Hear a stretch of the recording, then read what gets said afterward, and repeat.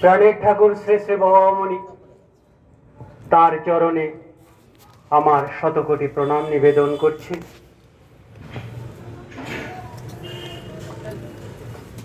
বাবামণির শুভ আবির্ভাব উৎসব 1432 বাংলা উদযাপন উপলক্ষে নেলিনগর অখণ্ড মণ্ডলী কর্তৃক আয়োজিত আজকের এই অনুষ্ঠান মালায় আমাকে শ্রী শ্রী বাবামণির সম্পর্কে, তার আদর্শ সম্পর্কে সংক্ষিপ্ত বক্তব্য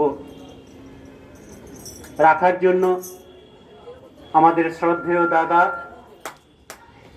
শ্রীকৃষ্ণ চন্দ্র দেবনাথ মহোদয় আহ্বান করেছেন।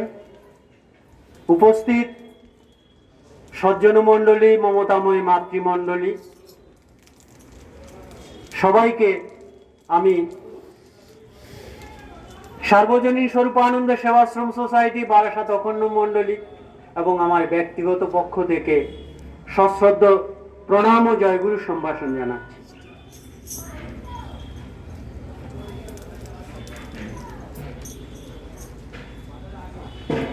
ছোট্ট একটা গল্পের অবতারণা করছি, ছোট্ট, কি কারণে সেটা পরবর্তীতে জানাচ্ছি। সাগরের তীরে একটা ছোট্ট পাখি এসে সাগরে ঝাঁপ দিয়ে, আবার পাড়ে এসে পাখা ঝাঁপ দিয়ে, আবার ঝাঁপ দিচ্ছে, আবার এই পুনরাবৃত্তি করছে। একজন প্রশ্ন করলো পাখিকে, তুমি এরকম করছো কেন?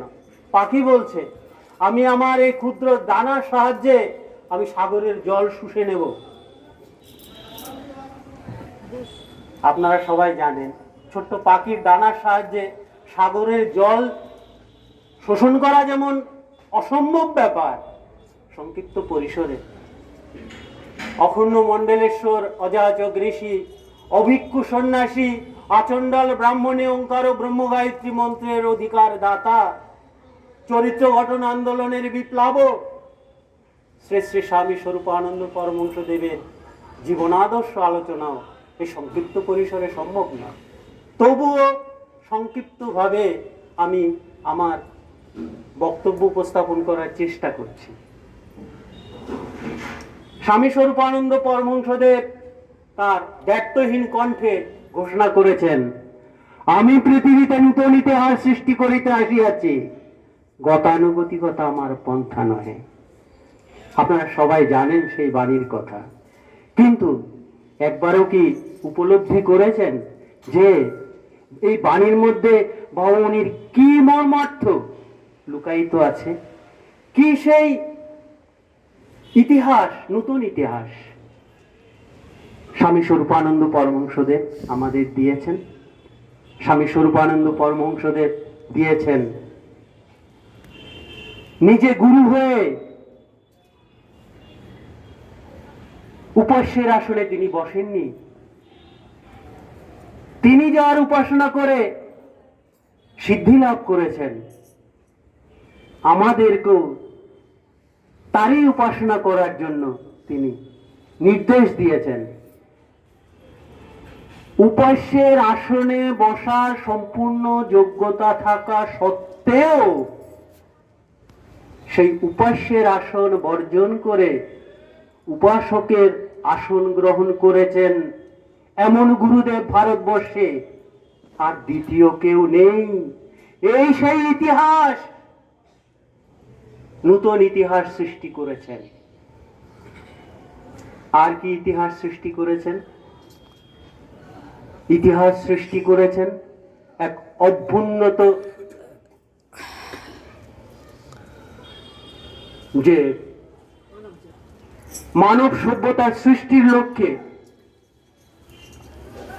অভ্যুন্নত গুরুবাদ, অখণ্ড গুরুবাদ।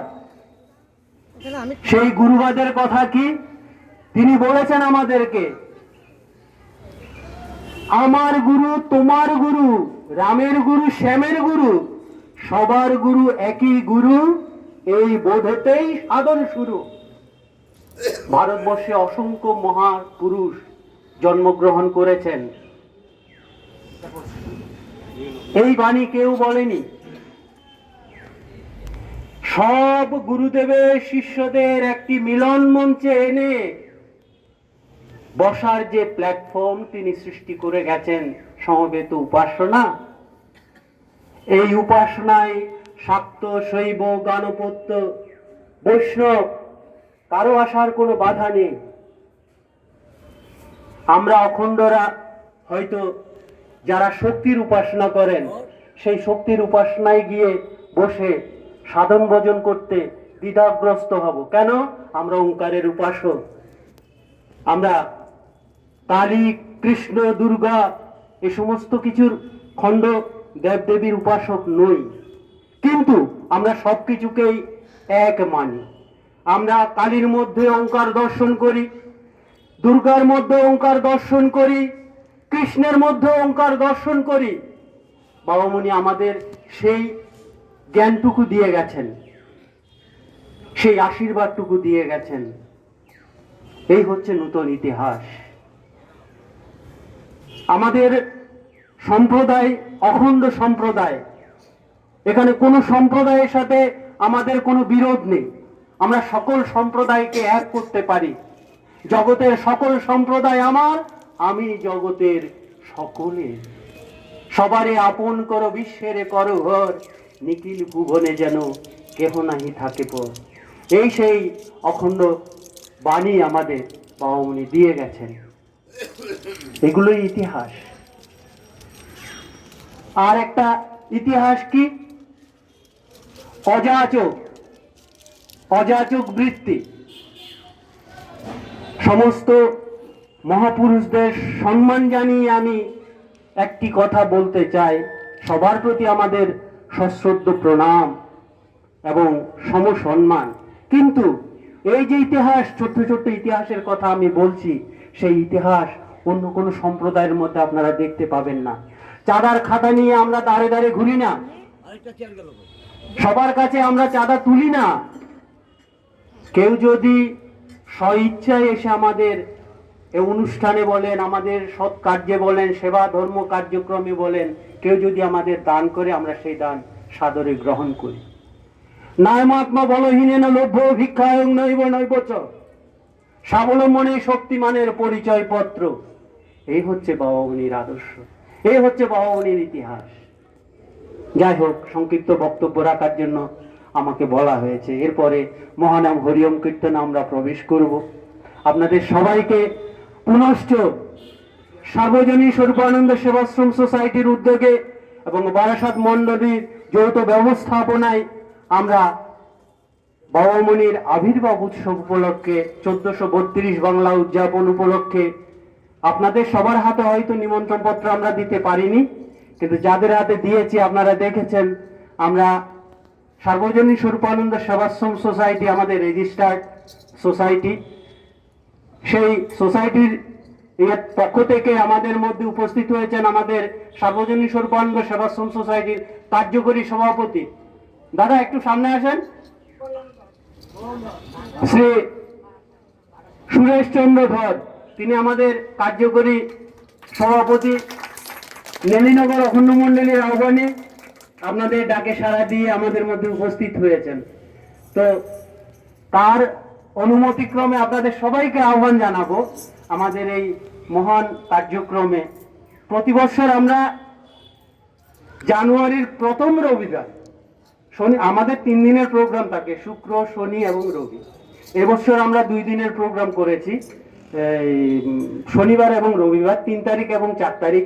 3 তারিখে ভোরবেলায় মহানাম হরিওম কীর্তন সহকারে নগর পরিক্রমা, তারপর 10টায় আমাদের সেবা ধর্ম কার্যক্রম অর্থাৎ স্বাস্থ্য শিবির আছে, সেখানে বিভিন্ন ডাক্তারবাবুরা আসবেন। ওখানে এই যে চক্ষু পরীক্ষা, ইসিজি, ব্লাড প্রেশার, সুগার সব কিছুর পরীক্ষা নিরীক্ষা হবে। তারপর আমাদের দুপুরে বাচ্চাদের অংশগ্রহণের মাধ্যমে বসে আঁকো প্রতিযোগিতা আছে বিভিন্ন বিষয় ভিত্তিক। তারপরে বিকাল 4 ঘটিকায় যোগব্যায়াম প্রদর্শনী আছে এবং সন্ধ্যাবেলায় অধিবাস দিবসের উপাসনা। তারপরের দিন সারাদিনের প্রোগ্রাম আছে। সকাল 8টায় সমবেত উপাসনা, তারপর 10টায় হচ্ছে বৃন্দ আবৃত্তি, এবং তার পরবর্তীতে স্বরূপানন্দ সঙ্গীত, অর্থাৎ 11টা থেকে 1টা পর্যন্ত স্বরূপানন্দ সঙ্গীত, তারপর বাউনের আদর্শ ভিত্তিক আলোচনা সভা এবং পরবর্তীতে মহানাম হরিওম কীর্তন।